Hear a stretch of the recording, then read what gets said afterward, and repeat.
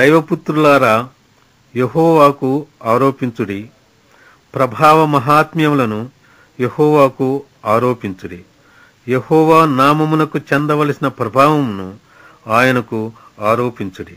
ప్రతిష్టములకు ఆభరణములను ధరించుకొని ఆయన ఎదుట సాగిలపడుడి.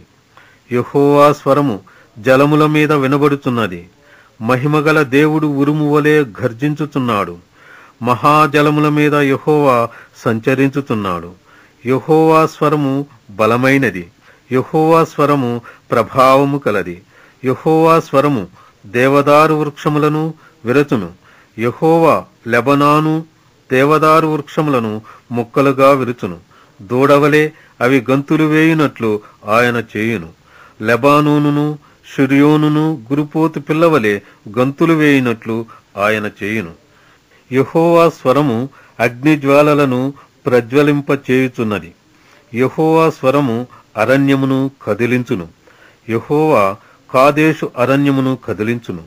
యెహోవా స్వరము లేళ్లను ఈనజేయును. అది ఆకులు రాల్చును. ఆయన ఆలయములో ఉన్నవన్నీయు ఆయనకే ప్రభావము అనుచున్నవి.